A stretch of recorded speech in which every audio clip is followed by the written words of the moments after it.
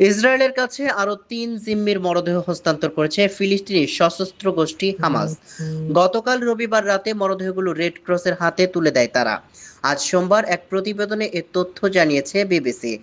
Israeli প্রধানমন্ত্রীর দপ্তর বিবৃতিতে বলেছে, রেড ক্রসের মাধ্যমে ইসরায়েলে ৩ মৃত জিম্মির কফিন গ্রহণ করা হয়েছে, যেগুলো গাজায় থাকা প্রতিরক্ষা বাহিনী এবং গোয়েন্দা সংস্থা হিসেবে সিনবেতের সদস্যর কাছে হস্তান্তর করা হয়েছে। পরিচয় শনাক্তে মরদেহ শনাক্ত কেন্দ্রে পাঠানো হবে।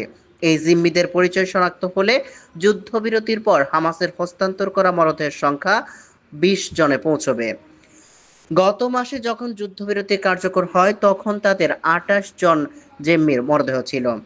ইসরায়েলের অভিযোগ, হামাসে ইচ্ছাকৃতভাবে মরদেহগুলো ফেরত দিতে দেরি করছে।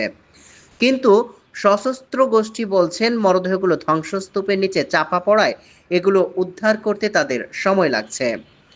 হামাসের সশস্ত্র শাখা আল কাসাসাম ব্রিগেড জানায়, রবিবার সকালে দক্ষিণ গাজার একটি সুড়ঙ্গ থেকে তারা মরদেহগুলো উদ্ধার করেছে। পরে ইসরায়েলি প্রধানমন্ত্রী বেঞ্জামিন নেতানিয়াহু অফিসিয়াল এক্স অ্যাকাউন্টে বলা হয়, সব জিম্মিদের পরিবারকে সেই অনুযায়ী আপডেট করা হয়েছে এবং এই কঠিন সময়ে তাদের হৃদয় তাদের সাথে রয়েছে। আমাদের জিম্মিদের ফিরিয়ে দেওয়ার প্রচেষ্টা অব্যাহত রয়েছে এবং শেষ জিম্মিটি ফিরে না আসা পর্যন্ত থামবে না।